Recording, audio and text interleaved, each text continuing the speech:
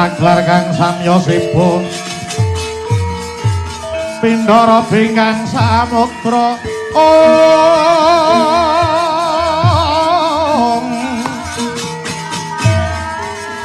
Kadya panjring puspita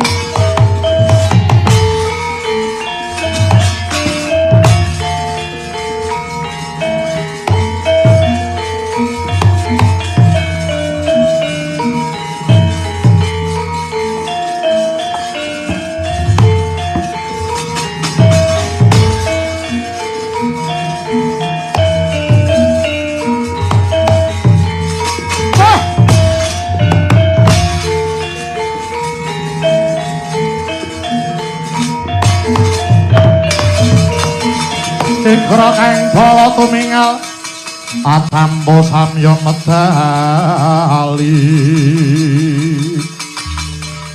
lir tatet wileting gandha kayu engkong manguncang niti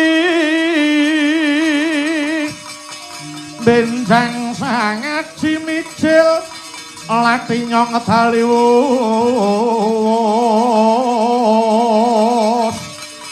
kota Surawilaga kaya buta singa wragil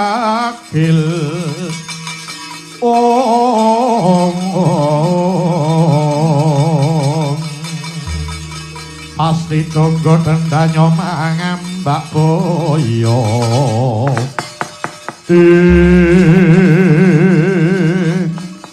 Mangkota putraku Kusumadewa wonten pangindikan dawuh Rama kaya kantok sumurupi dhewe kelakon kowe mboyong putri Ngastina Lesmanawati waton bisa mateni Semar munggahe mateni Pandhawa nggih badhe kula wujuti Bapa Panembahan sepinten bangganipun Semar tuwin para Pandhawa mangke rumiyin kula sampun ati mireng kondhangipun para Pandhawa menika satriya ing sekti mandraguna kowe aja ngendhokke karep kowe aja ngendhake rasane rowang munggahke rasane mungsuh mokal yen to kowe ora ngerti aku iki sapa Begawan Dewangkara duweni kekuatan kang linuwih aja to mung Pandhawa lan Semar Dewa wae ora ana kang bisa mapaki marang kasekten kumula kowe aja ngentengke marang nek kowe Bramangkara nggih nyuwun pangapunten kula namung ngimutaken Kang mangkono ngger Kusumadewa dina iki perintahna marang Wadyabala saka Ngawiyat kuwi gati goleki papan dununge Semar Badranaya mapan ana Karang Kedempel ngiras pantes goleki Pandhawa nggih dateng sedika saken dawuh Patih kula wonten dawuh metu njaba perintahna marang para Wadyabala kerik lampit burungkan kipul gajah gelar singa barung goleki Semar lan mateni Pandhawa dawuh sedika saken dawuh enjing bidal gumura saking jroning negeri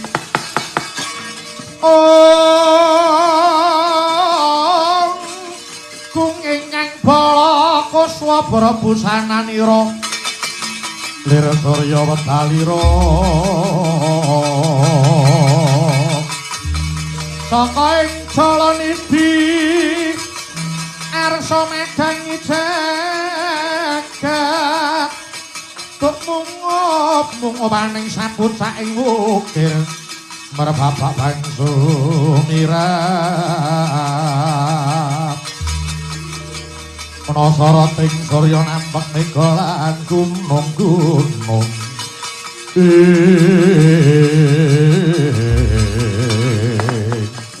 wis sanapta sangya para prajurit bidaling para Wadyabala kaya neterake marang majemukan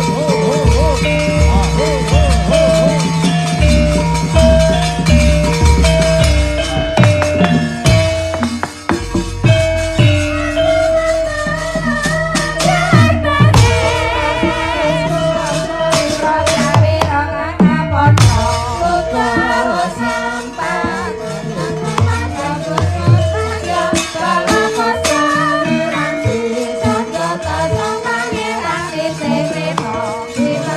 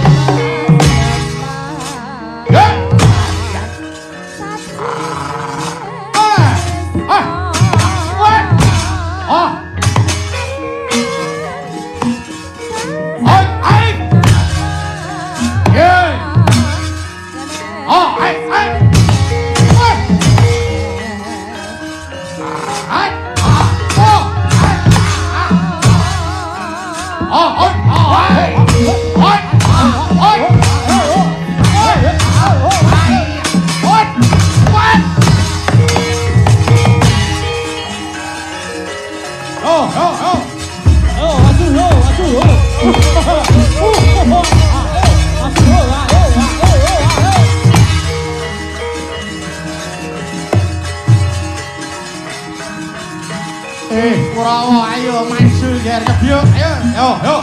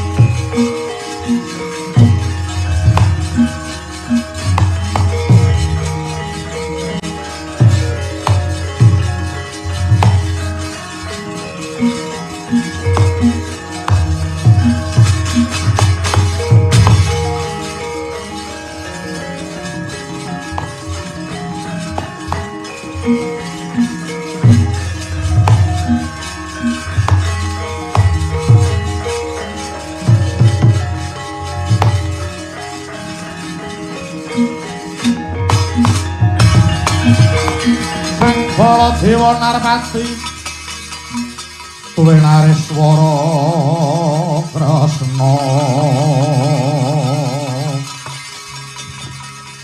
kalangkunging tresnanira marang Dyah Panon Cinawi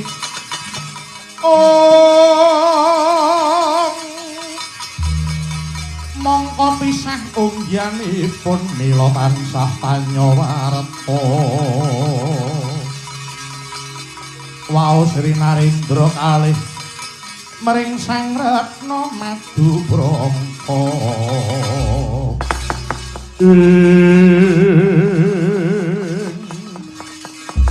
Yai Prabu Kresna inggih Koko Prabu iki si Adi arep menyang endi inggih mentas kemawon kula nampi dhateng sowanipun Petruk. Lho, Petruk inggih.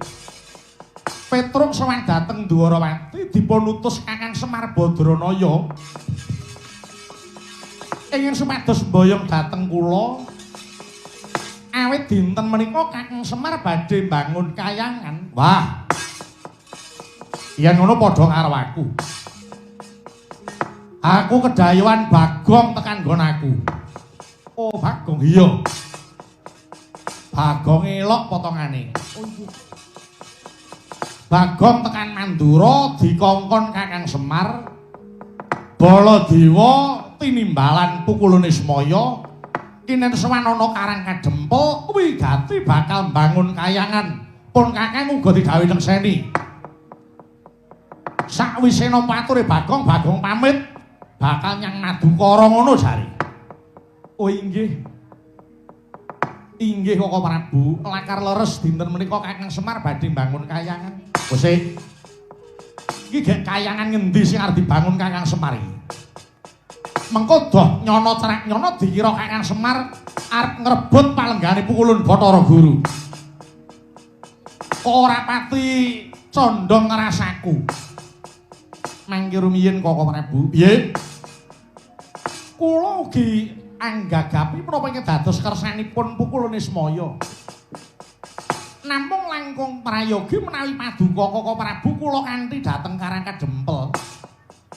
Kula badhe nyuwun katerangan menggah kayangan pundi ingkang badhe dipun bangun Koko Prabu. Lah, ngono kuwi malah apik. Pamrih aja nganti salah tampa. Nggone nampa karepe Kakang Semar Badranaya oleh arep bangun kayangan. Inggih. Namung kula pitados kok sinuwun. Piye, Kakang Anoman? Kula pitados mesti kemawon Pukulane Semaya anggenipun badhe bangun kayangan kula wau sampun dipun petang ingkang kanthi jangkep dipun timbang kanthi adil. Kula mangertos tata gelar Kiai Semar menika menungsa limrah namung sejatosipun dewa ingkang anyarira jalma. Ya, yen perkara kuwi aku nengseni. Ning kabeh mawon kudu ditelesih mamrih cethane to Kakang Anoman. Nggih. Kula semanten ugi badhe nderek nyekseni anggenipun pukul nispa ya bangun kayiwangen. Kan mangkono Yayi, aja dadak kesuwen kaslak dadi pengarep-arepe Kakang Semar Badranaya. Budal dina iki monggo kula derekaken Para Prabu.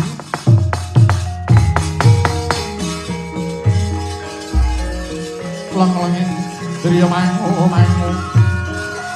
kok manduhan rimang.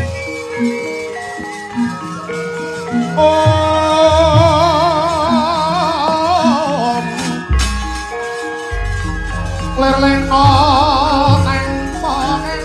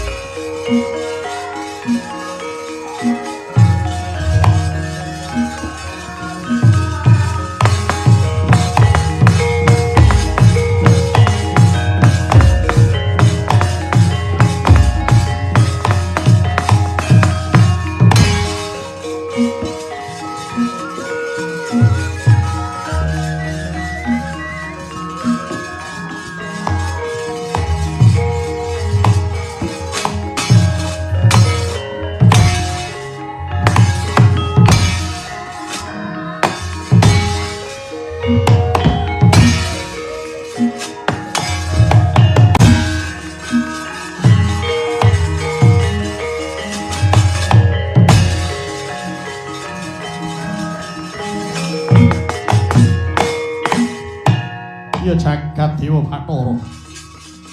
Durung suwe nggonku ngambah gegana. Tak sarang saka kadowan. Ana barisan rong bala gelar. Laku ning barisan kok ngener marang Pernahing Praja Ndwarawati.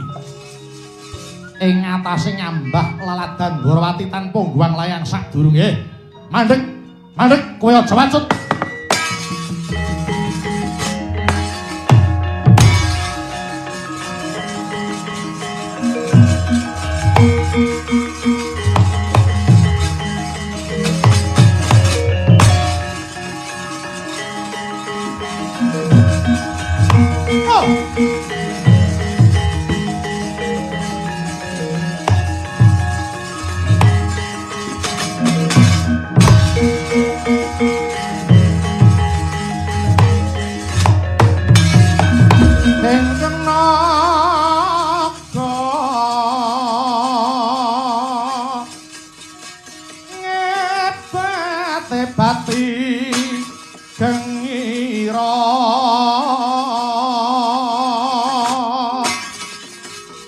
Rikalanira nguni naga makikian aton galakku melap wisanyohan nampak gisik manaon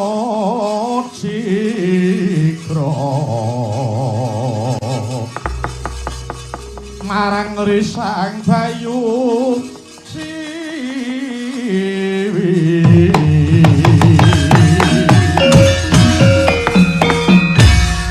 arat ana munyuk wulune putih edian kanan kok ngane-ane kenek mara kowe ngaku kowe munyuk saka ngendi sapa sang dadaranmu bali takon kowe wadya bala saka ngendi? Wah, edian dalan rupak lumu kedisian. Wadya bala saka Ngawiyat Tekesete Gustiku Prabu Kusuma Dewa.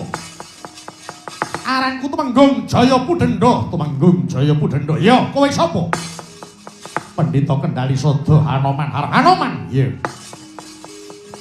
Kowe duwe karep apa ngancik tlatah negara Ndwarawati? Sumikira bakal tak gawe liwat.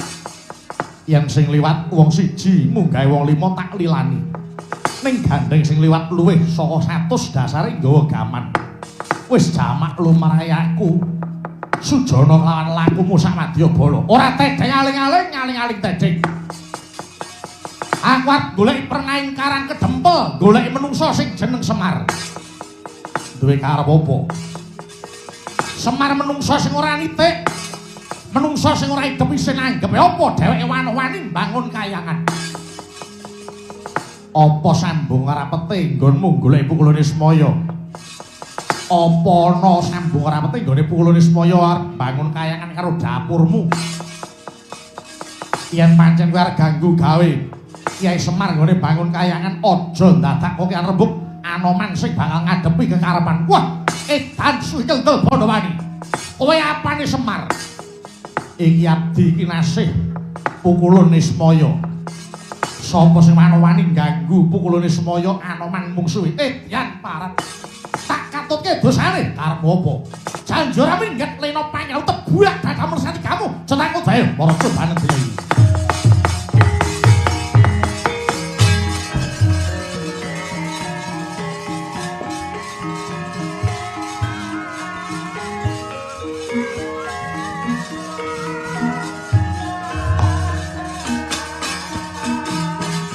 Anoman malumpat sampun.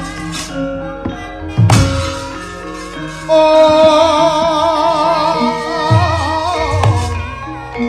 hai, weh, ya.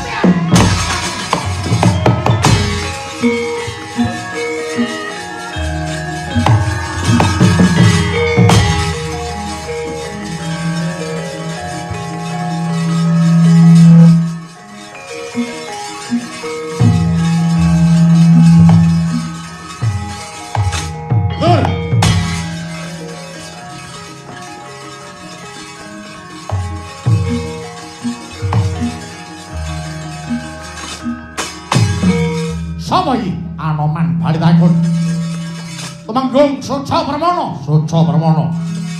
Semingkira rasah kowe rembug. Parah. Oh, hei. Hoi, hoi. Wah, menteles. Hai. Yo, hei. Ya. Yo, hei, ya. Tuh, ye, hei, hei, hei. Mak. Tangan. Yo.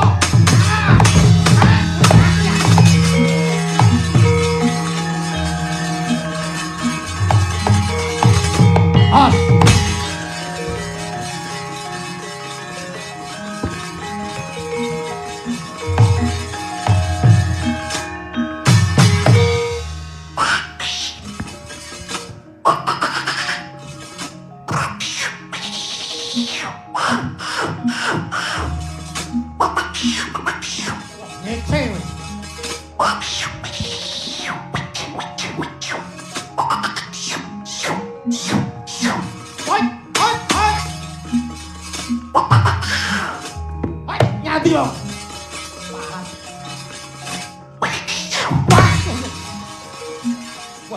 Barono.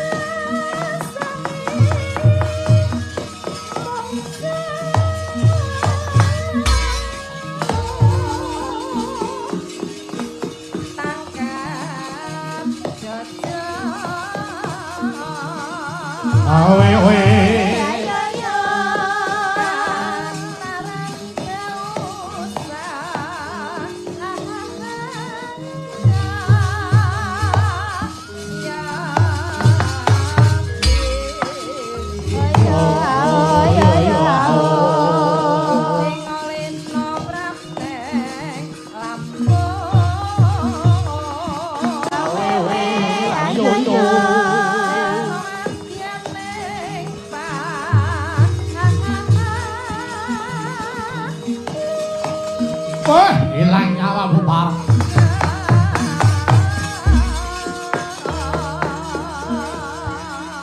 Puto Pandha tata kanthi wisaya.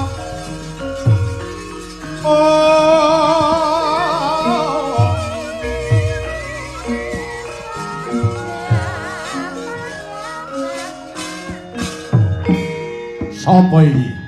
Anoman haranku bali wis sapa? Patih Bramangkara. Semingkira aja kaya rembug. Anoman tandang ngono.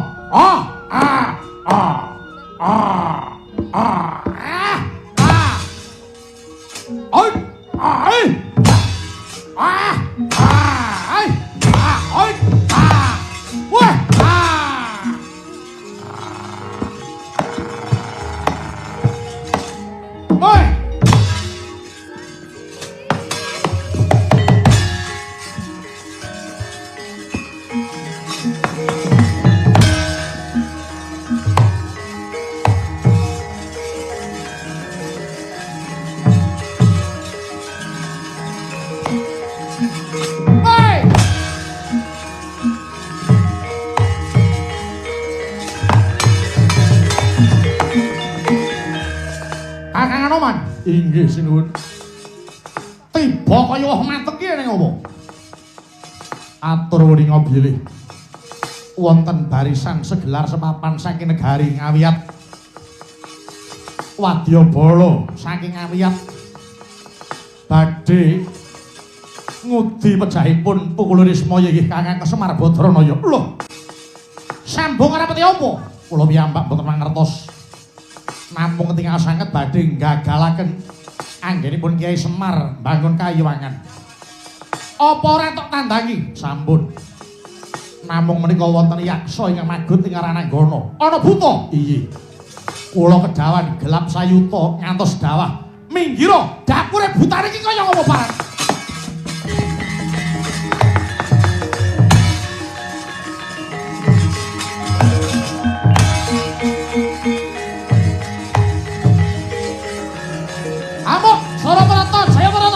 Semingkira, aja ngali-ngali patune Baladewa. Dapure butane kaya ngapa iki?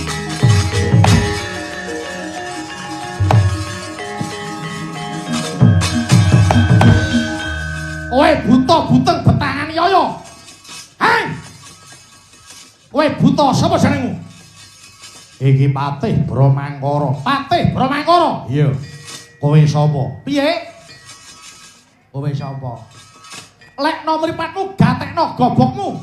Nata Mandura Prabu Baladewa Halayudha Karsana Kakrasana Kusuma Langkita Wasi Jaladara. Hei! Kaya omongan karo wong budak. Oh ngadep arep kaya bengok-bengok. Kowe tekan kene arep apa? Golek sing jeneng Semar. Karepmu aja nganti dhewe mbangun Kayiwangan. Kayiwangan kuwi duweke dewa.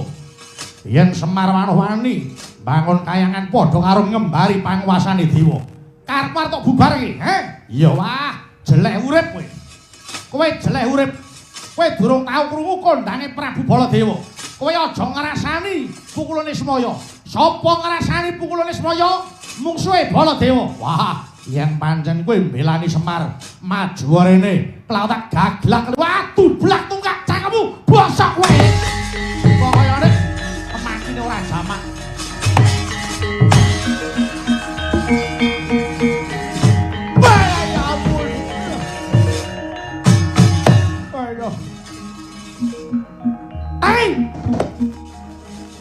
Maju rene. Ngantemo. Hoi. Kurang Balayurana. Kurang gaman medhati yo. Ampian kaya wong Jala, rebutan kaya jangan mati. Ora-orane Baladewa gigirek apa? Sayutama seketi urip. Biar kowe. Wah, buta pecet parah kowe. Buta keparah. Ayo. Musuhmu Baladewa kowe. Aja ngedel-ngedelke. Kowe lho kamu kok kondane Baladewa. Hai. Kowe. Ayo.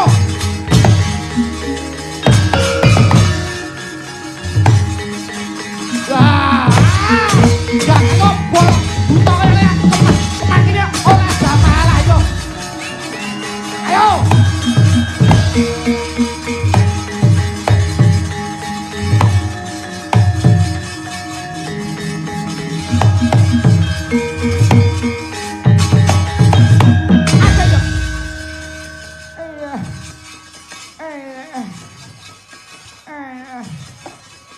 Buta yayaan.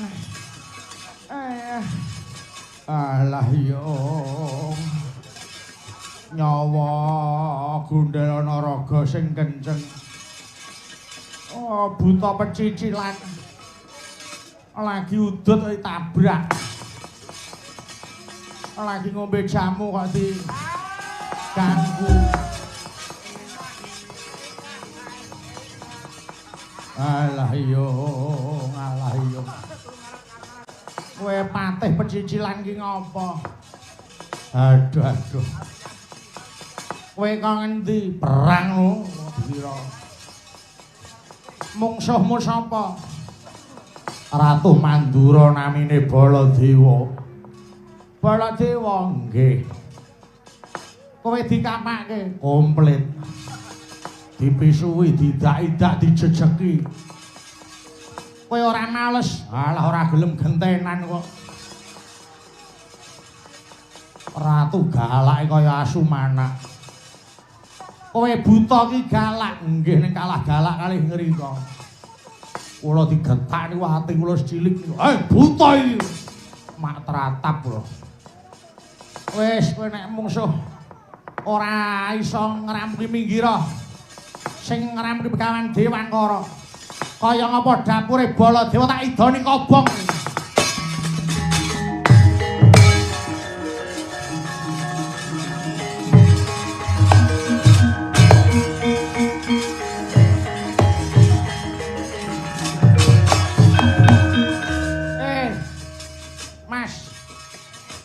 Sing jeneng Baladewa apa ora? Yen kowe ngerti sing jeneng Baladewa, kon rene. Lah tak idak-idak raine. Dapure Baladewa kaya ngapa? Kon maju rene tak idoni kobong. Piye? Kowe golek sapa? Goleki Baladewa. Kowe durung tau ngerti Baladewa to? Gung. Iki pendhita Ngawi iki tok ya, Gung. Kowe ora ngerti Baladewa, Gong. Lek nomor imanmu iki Ratu Mandura Baladewa, ya aku iki, Oh, kowe. Yo. Maju wae. Kowe yen nganti ora mundur mungsuh aku, tak idoni. Wah, pendhita raine kaya pincuk, kemakine ora diamak kowe. Kepe apa? Baladewa ki apa? Bacomu ki apa? Kok kowe kok gleleng men. Bacomu ki apa? Ayo, lihat Baladewa ki arep omah sampe kok diramu ki enggak.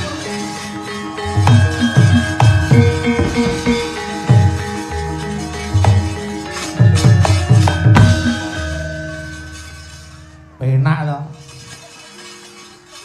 Penak pijet sak awak ki penak.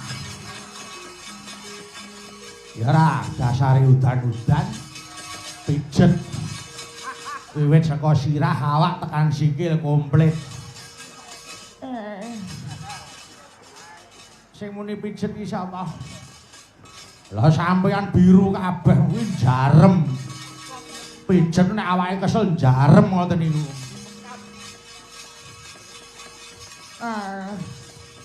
Ora tau ngombe jamu sithik. Sirahe drojoki banyu wae. Mumpung enek.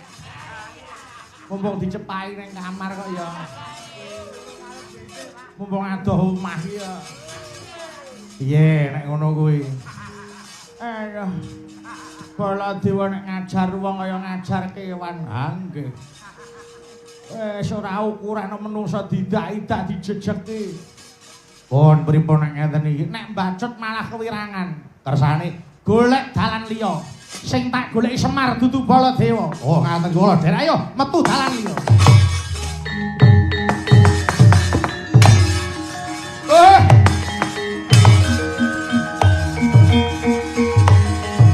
Wah.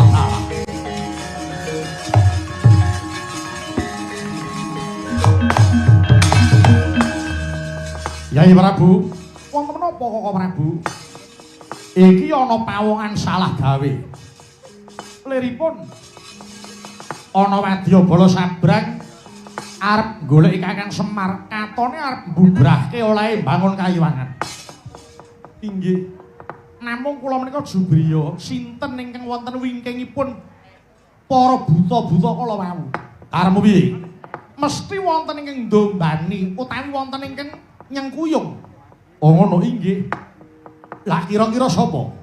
Sing ndombani Wadyayaksa ki sapa? Sampun. Mangke paduka badhe pirsa piyambak. Gegayuhan ingkang sae kala wau mesti kathah pacobanipun. Namung teteken tekun mesti badhe tekan dados sedyanipun kala Prabu. Ya. Ya ngono aja dadak kesuwen. Ayo.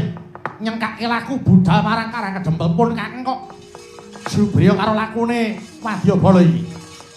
Tan murunga dheweke bakal golek papan lan golek lirane Kakang Semar Badrana ya monggo bidhasek menika. Mangke dilenggi ayo.